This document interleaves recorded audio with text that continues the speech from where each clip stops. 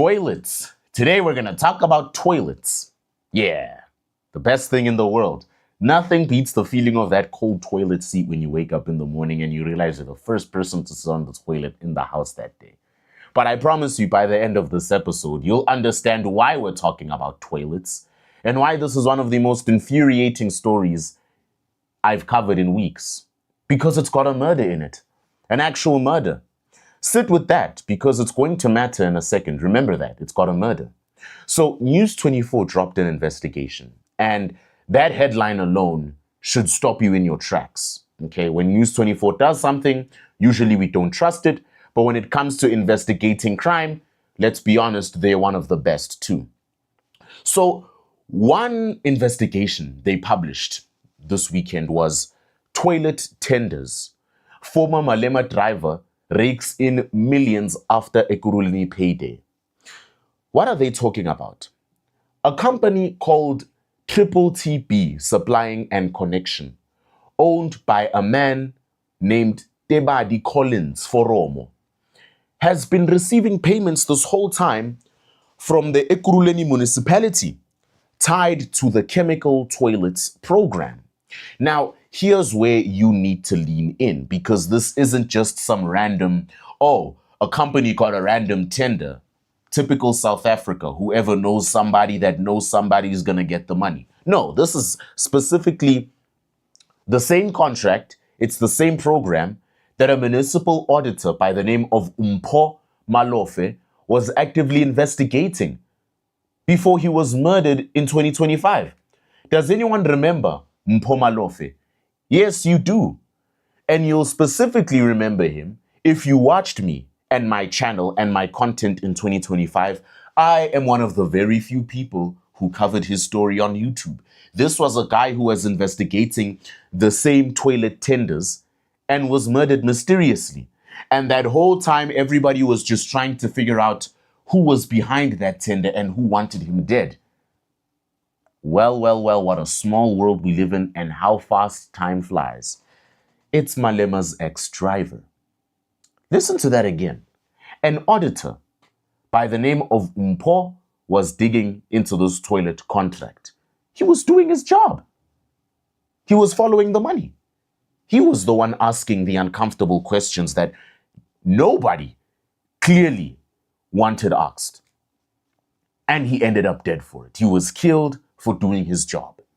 Good day, News 24 readers. My name is Azara Karim. I'm an investigative journalist here with Sikunati Manchanja, my colleague, who has just written an article, another installment of the Hunted investigation that him and Jeff Wicks have been working on, and for which they have recently won the Sikuvile Award for investigative journalism.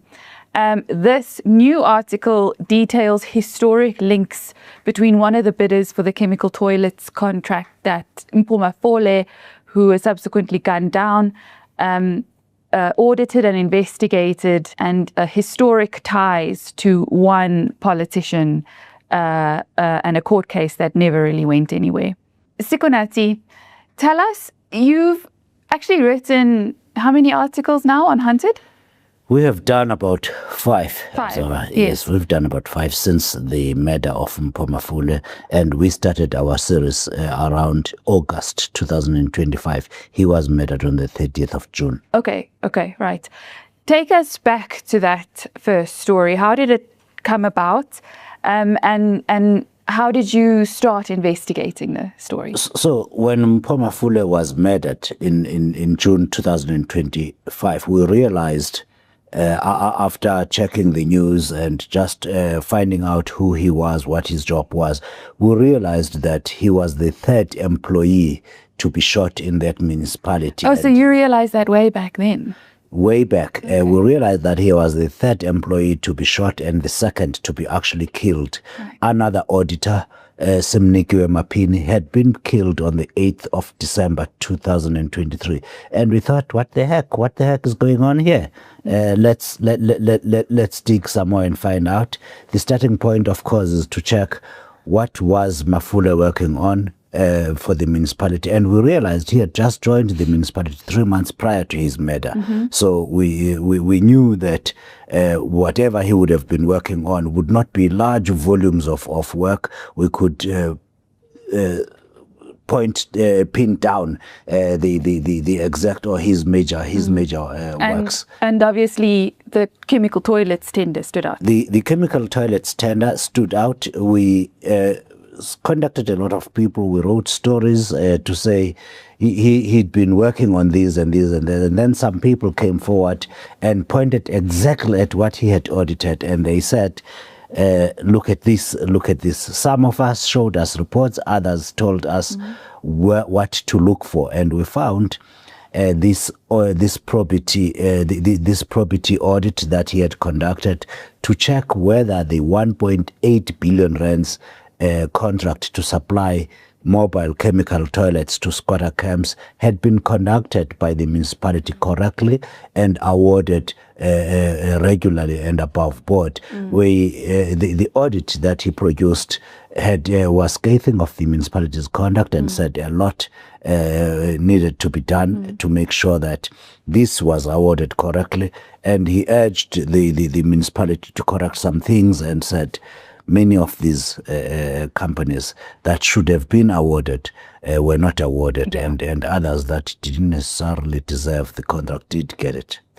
And now, months later, we find out that a company owned by a man with a direct personal tie to Julius Malema himself, allegedly his former Polokwane driver back in the mid-2000s when Malema was still on the rise. He is the guy that has been quietly cashing in on that exact same program. He's the guy that was making money off that thing. It all makes sense now, doesn't it? It all connects. That's what happens when you watch the Sama Sambit, the one and only. Things just start connecting. I need you to understand this. I need you to understand the scale we're actually talking, the scale of this matter we're actually talking about here. Because this isn't some isolated 600 million rand story in a vacuum. News 24's broader investigation found that 2 companies with connections to Julius Malema's orbit have collected 1.6 billion rand from Ekurhuleni since 2016. So for 10 years, they've just been collecting money from Ekurhuleni, like drinking water from a tap. You know when a child runs to the tap outside in the outside yard or just outside after playing in the street, then they open the tap and they just drink it with their hand because they're too lazy to go get a glass. That's how they've been treating this thing. They've just been cashing in on this thing for the past 10 years. The very first time they did so was when I was in the 5th grade in 2016. In 10 years, because you are connected to Malema, you have collected 1.6 billion rand from Ekurhuleni since 2016. So it's true. It's not about the qualifications you have. It's not about how hard you work. It's about who you know. As long as you're in Malema's orbit, you're going to collect 1.6 billion rand from Ekurhuleni since 2016. Billion with a B. This chemical toilet saga in Ekurhuleni is not only a lot darker than I thought. It actually goes back years. 10 years to be precise.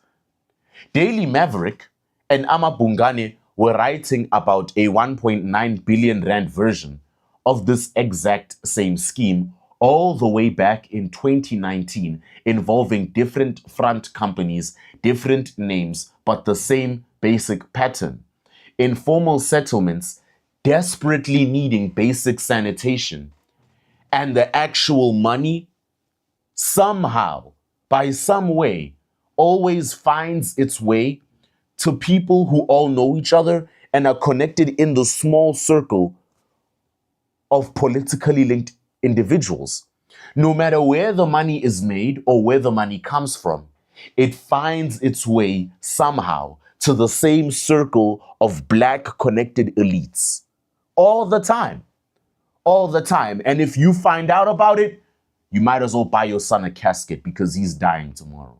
Because there was a discrepancy between where the head office was, yes, the Ekurhuleni tender, and they did not want to provide those the base of operations Absolutely. in Ekurhuleni. Azara, the conditions, the specifications of the Ekurhuleni tender said any company that wants this tender must have its operations within Ekurhuleni. So we asked for Tuedu's address because their registered address is in Limpopo, in Tzaneen. We said, oh, it appears you are operating from 400 kilometers away.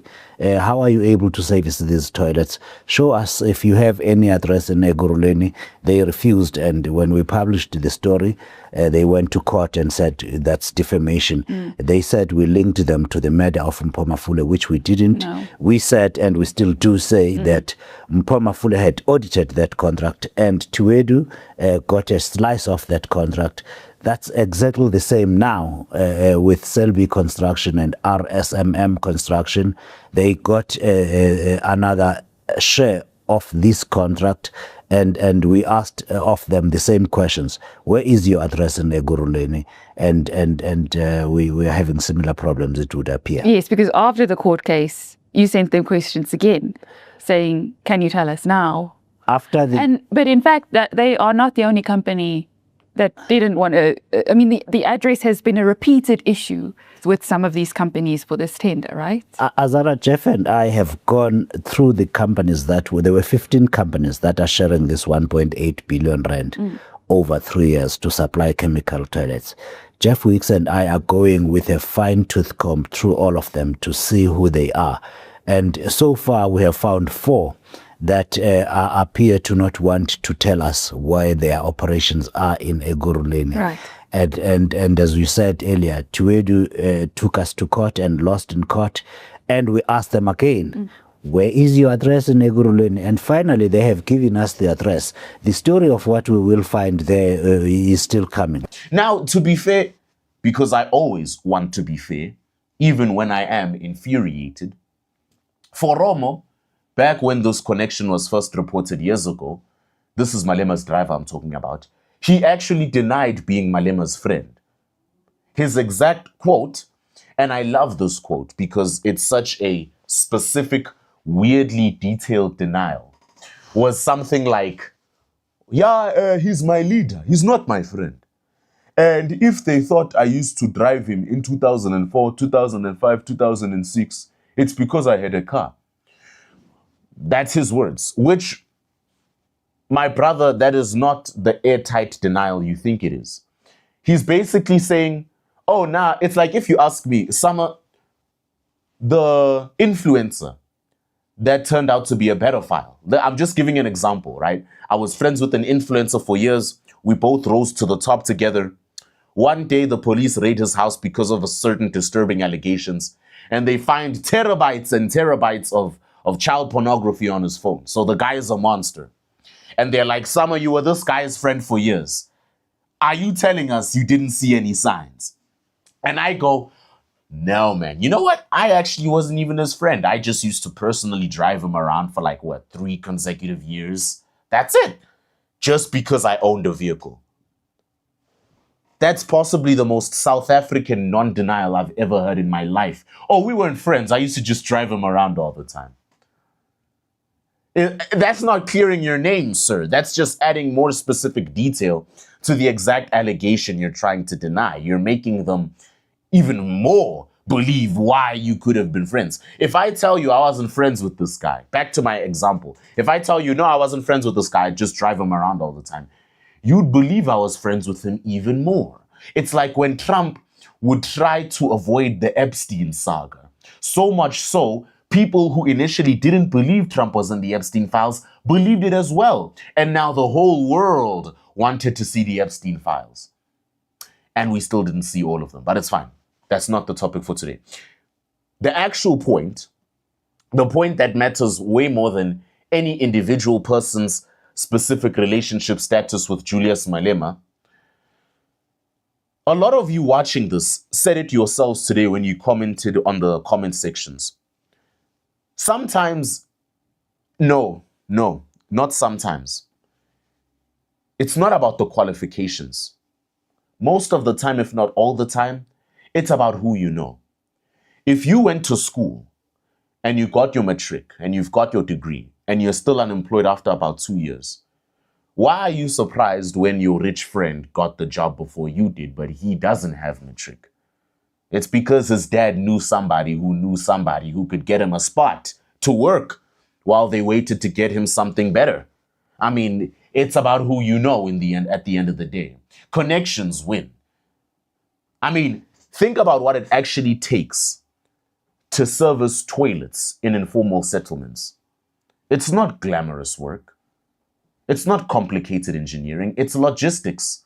Showing up, cleaning, servicing on schedule, reliably for communities that desperately need basic dignity and sanitation. It should go to whoever can do that job most efficiently and most cheaply for the taxpayers, you and me. Right? Correct me if I'm wrong, by the way. Tell me if I'm telling lies. I am human after all. Let's focus on this story that you published on Sunday. It details an historic relationship between Selby Mantata and a very prominent politician, as well as a court case that they were involved in together, but that was later dismissed. But why do you think that this context is relevant in this series of investigations? Let's start here and give viewers who may not have yet read the story that we published on Sunday. The story is that a company called RSMM Construction, together with a company called Selby Construction, are both owned by Selby Mantata. Selby Mantata is a businessman from Limpopo who was charged for corruption, fraud, and money laundering back in 2012, together with Julius Malema, with On Point Engineering, a company called On Point Engineering, Lisiba Kwangwa and Kwama Properties, and other people, including Mantata's brother. They were charged for having paid. Mantata specifically was charged with his company at that time that he was employed in on-site Oceanside Trading, 777. They were charged for paying Julius Malema 1 million rand. The state said that was a bribe because that money was used to buy a farm for Julius Malema through the Rotanang Family Trust. This was after a company called On Point Engineering, in which the state again said Julius Malema had shares through the Rotanang Family Trust, had won a tender in Limpopo from the Roads and Transport Department and brought in this Mantata's company on Oceanside Trading after Oceanside paid Malema 1 million rand through the... And those charges were dropped, or the case was dismissed? The charges... First, they all these suspects, there were about 6 of them, appeared in one case, and later the state separated the trials into 2. One with Julius Malema, Lisiba Kwanga, On Point Engineering, Kwama Property, and maybe 1 or 2 other people for the same charges of fraud, money laundering, and corruption.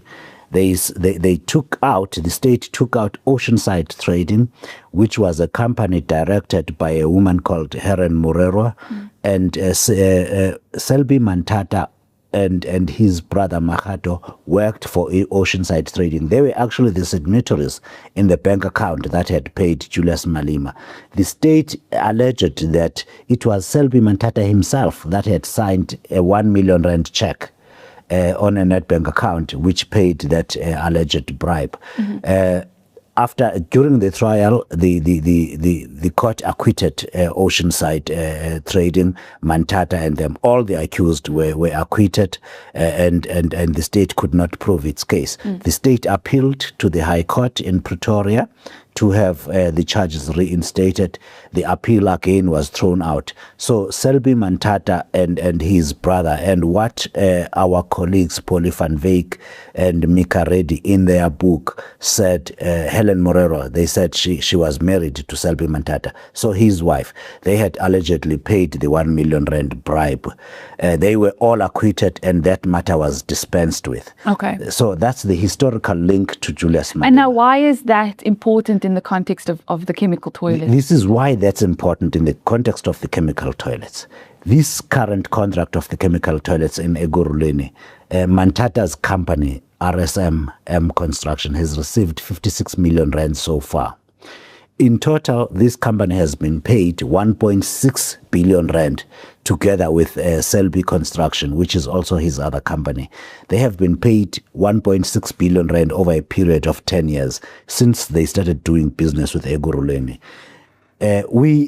Julius Malema is the leader of the Economic Freedom Fighters, which is the third largest party in Ekurhuleni with 11% and had been part of the coalition governments since 2016.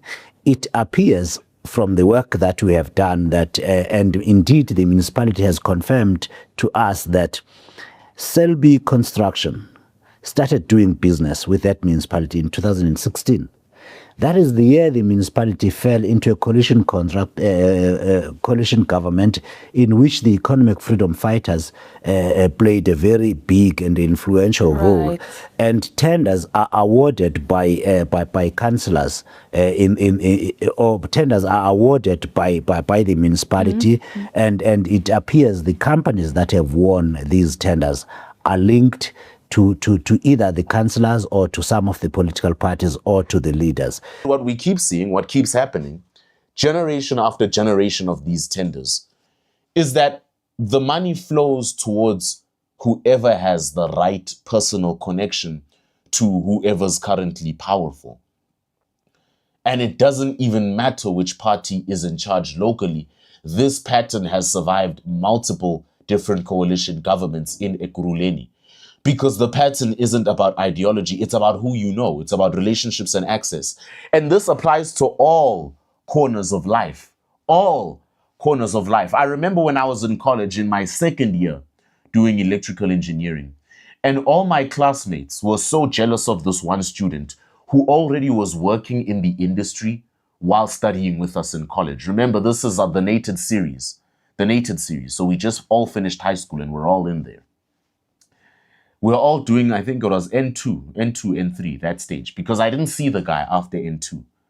So we're all doing N2, and the guy was talking about, oh no, he already has a job. He just needs to get higher qualifications like the electrical engineering diploma so that, you know, he can just be promoted quicker and so forth, and he can have more opportunities. And I'll never forget the reaction of my classmates that day, the silence in that room. Everyone was just so bitter. And I was the one kid looking around like, guys, I get it, but why are you so mad at him for doing well at life? You know what I'm saying? Like, hey, I get where the bitterness comes from, because at the end of the day, we were all just kids from not so good backgrounds, all just trying to make it work in this 1 and 2 classroom. Remember, I went to a TVET college. You meet all sorts of kids in a TVET college. Sometimes you meet some of the rich kids there as well. Because what happens is the rich kid already has a job, and what the family wants him to do is they don't want him to like go for a degree or do something that's going to take him years to acquire, unless it's his choice. But if he wants to, he can go to college, get himself a quick diploma, so that when he's promoted to such a position, people don't say, but duh, his dad was the boss. Of course it was going to happen. No, so when he gets the diploma, people won't say that. They'll say, well, he got the diploma, right? They'll leave out the fact that he got the diploma while he already had the promotion in the first place, right? He was going to be promoted anyway. They just wanted him to get the diploma so that it all seemed legit. So we had one of those in our class. And when he said it, people got bitter because they were like, what is the bloody point of studying this whole thing if we're just going to keep getting screwed over and overtaken by the Nepo babies? The Nepo babies are taking over the industry. Everywhere, not even in electrical engineering. It was everywhere. Even in this story I'm telling you, in tenders. If you're a Nepo baby, you win. Like, it's in all corners of life. So this story is very, very, what can I say? It's very relatable to many other stories. You watching this may have been screwed over by a Nepo baby. And as you listen to this, that anger, that hatred just comes back in your heart, because you know that from the beginning, the game was just rigged. I mean, it's like in the WWE. If you're not related to Roman Reigns, you're going to have quite a difficult time in there, because you're not going to be in the top storyline, the bloodline storyline. But But enough about Malema and his toilet tenders. Meanwhile, separately, completely unrelated on paper, but connected in spirit, AfriForum is in High Court seeking files and actual jail time against Malema and the EFF for violating that 2017 court order about illegal land occupations. Because if we're being honest, Malema's done the complete opposite ever since. He's told people to take land. So on one hand, you've got Malema's political circle allegedly profiting off municipal tenders, while an auditor investigating that exact program ends up dead. And on the other hand, you've got him, Malema himself, fighting a separate legal battle in court over inciting illegal land occupation. This is the same guy, same week. I'm covering him twice this week already. It's Tuesday and I've covered the guy twice already. In two completely different legal fires, too. And the pattern underneath both of them is identical. Rules exist and rules keep getting treated as optional the moment they become inconvenient for someone with enough political weight to ignore them. I just want you to hold on to the Mpho Malofe case and the Mpho Malofe details specifically, because that's the part that elevates this from, oh, it's just another tender scandal, to something genuinely dark. Whistleblowers and investigators in this country keep dying. They keep dying, falling like dominoes. They keep dying investigating this kind of thing. News 24 themselves note that they've documented this pattern going back all the way to Babita Deokoran. I know you remember her. She was the one murdered while investigating PPE corruption during COVID and the Tembisa hospital thing. That's linked to Morgan Maumela, Ramaphosa's nephew, all the way to Malofe now. So this is a case of people actually trying to do their jobs, following the money in South Africa. And they just keep ending up in graves, while the money itself just keeps flowing and it doesn't stop. It flows quietly into companies with convenient personal connections to convenient, powerful people. Again, I'll say it again. I've said it before and I will say it again. It's not about the qualifications you have, folks. It's about who you know. That should terrify you more than almost any other single fact in South African governance right now. It's not just that corruption happens. It's that the people trying to expose it are dying. And the exposure isn't stopping the money at all. In fact, the money just keeps coming. Maybe even more now than usual. And now we're just the ones documenting what happened. We can't bring the guy's life back. We can say may his soul rest in peace for fighting for the truth. But this is an unfortunate thing that needs to be dealt with in South Africa. I think tender irregularities and tender-related murder cases are very underrated in South Africa and deserve a lot more attention than they're currently getting, just like gender-based violence.